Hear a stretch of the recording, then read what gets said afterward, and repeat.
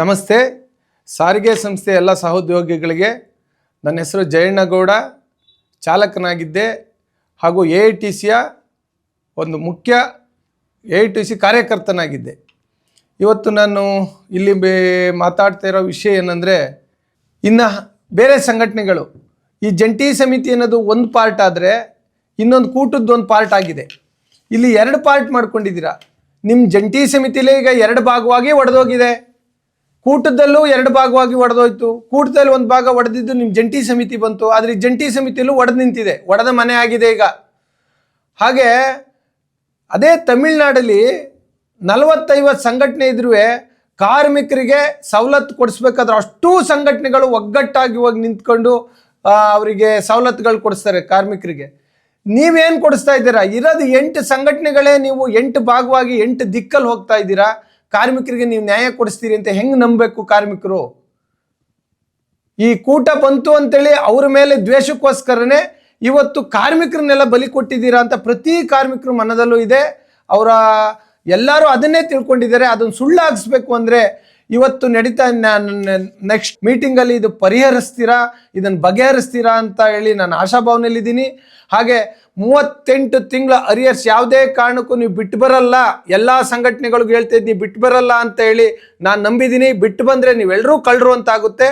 ಹಾಗೆ 15% ಆದಂಥ 2021 ಮುಷ್ಕರ ಆದಮೇಲೆ ನೀವು 15% ಏಕಪಕ್ಷೀಯವಾಗಿ ಆಯಿತು ಅಂತೀರಾ, ಒಂದು ಕಡೆ ನಾವೇ ಮಾಡಿಸಿದ್ವಿ ಅಂತೀರಾ.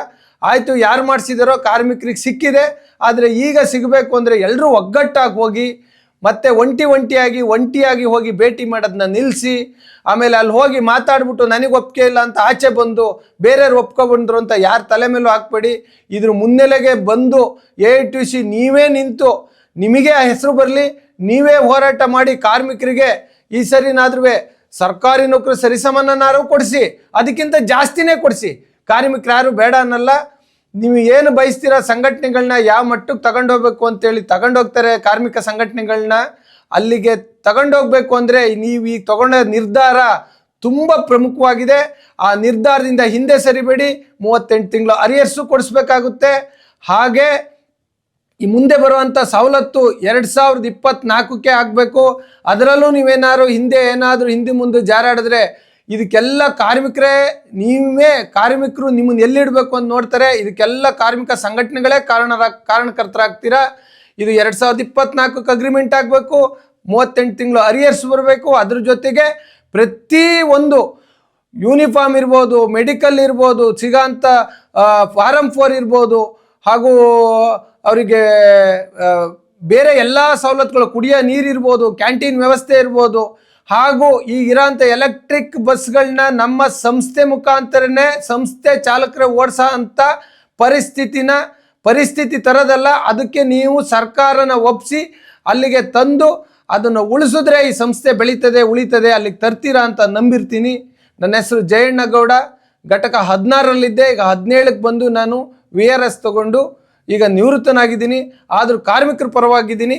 ಕಾರ್ಮಿಕರಿಗೋಸ್ಕರ ಇವತ್ತು ಬಂದು ಮಾತಾಡ್ತಾ ಇದ್ದೀನಿ. ಬರಬಾರ್ದು, ಇಲ್ಲಿಂದ ನಾನು ಆಚೆ ಹೋದ್ಮೇಲೆ ಮಾತಾಡಬಾರ್ದು ಅಂದ್ಕೊಂಡಿದ್ದೆ. ಆದರೆ ಈಗ ಆಗ್ತಾ ಇರೋ ವಿದ್ಯಮಾನಗಳೆಲ್ಲ ನೋಡಿದ್ರೆ ಕಾರ್ಮಿಕರಿಗೆ ಮಾರಕವಾಗಿರೋದ್ರಿಂದ ಬಂದು ಮಾತಾಡಬೇಕಾದ ಪರಿಸ್ಥಿತಿ ಬರ್ತಾ ಇದೆ. ನನ್ನಲ್ಲಿ ಏನಾದರೂ ಕೆಲವು ತಪ್ಪು ಒಪ್ಪುಗಳಿದ್ರೆ ಅದನ್ನು ಕ್ಷಮಿಸಿ, ಆಯಿತಾ? ನಮ್ಮನ್ನು ಒಳ್ಳೆ ಸಂಘಟನೆನ ಬೆಳೆಸಿ ಉಳಿಸಿ, ಕೆಟ್ಟ ಸಂಘಟನೆಗಳನ್ನ ದೂರ ಇಡಿ. ಈ ಸಂಘಟನೆಗಳು ಇಷ್ಟೆಲ್ಲ ಹುಟ್ಕೊಳ್ಳೋಕ್ಕೆ ಕಾರಣಕರ್ತರೇ ನಮ್ಮ ನಾಯಕರು ಅಂದರೆ AITC ಅಧ್ಯಕ್ಷರು, ಇವಾಗಿರೋ ಅಧ್ಯಕ್ಷರು.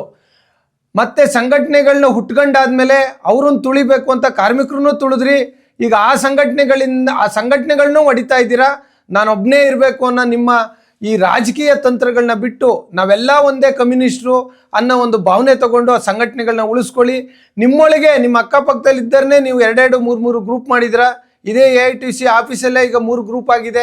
ನೀವು ನೋಡ್ತಾ ಇದ್ದೀರಾ. ಹುಬ್ಳಿ ಕಡೆ ಹೋಗಿ ನೋಡಿ, ಮಂಗಳೂರು ಕಡೆ ಹೋಗಿ ನೋಡಿ, ಬೆಂಗಳೂರು ಕಡೆ ಹೋಗಿ, ಎಲ್ಲ ಕಡೆ 3-3 ಗ್ರೂಪ್ ಮಾಡಿಟ್ಟಿದ್ದೀರಾ.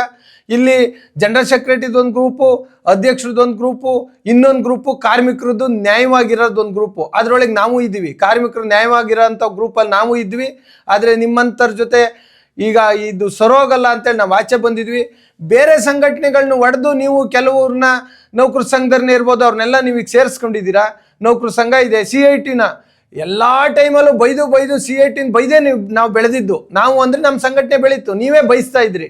ಆದ್ರೆ ಇವತ್ತು ಅದೇ CIT ಸಂಘಟನೆಯನ್ನ ಜೊತೆ ಕೂರಿಸ್ಕೊಂಡು ಹೋಗ್ತಾ ಇದ್ದೀರಾ.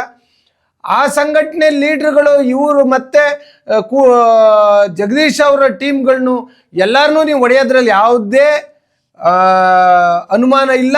ಆ ಸಂಘಟನೆಗಳನ್ನ ಹೊಡಿತೀರಾ. ನಾನು ಬೆಳಿಬೇಕು ಅಂದರೆ ನೀವು ಏನು ಬೇಕಾದ್ರೂ ಮಾಡ್ತೀರಾ ಅಂತ ನಾವು ಹತ್ರದಲ್ಲಿ ನೋಡಿದ್ವಿ. ಅದನ್ನು ಬಿಡಿ. ಕಾರ್ಮಿಕರಿಗೋಸ್ಕರ ಆ ಸಂಘಟನೆ ಈ ಸಂಘಟನೆ ಏನು ಬೇಡಿ, ಕಾರ್ಮಿಕರಿಗೋಸ್ಕರ ಒಂದಾಗಿ ಕಾರ್ಮಿಕರಿಗೆ ಏನಾದ್ರು ಕೊಟ್ಟಾದ್ಮೇಲೆ ನೀವು ಏನು ಹೊಡ್ಕೊತಿರೋ ಏನು ಬಡ್ಕೊತಿರೋ ಮಾಡ್ಕೊಳ್ಳಿ. ಕಾರ್ಮಿಕರಿಗೆ ಅನ್ಯಾಯ ಮಾಡಬೇಡಿ ಅಂತೇಳಿ ಕಳೆಯಿಂದ ಕೈ ಮುಗಿದು ಕೇಳ್ಕೊತಾ ಇದ್ದೀವಿ.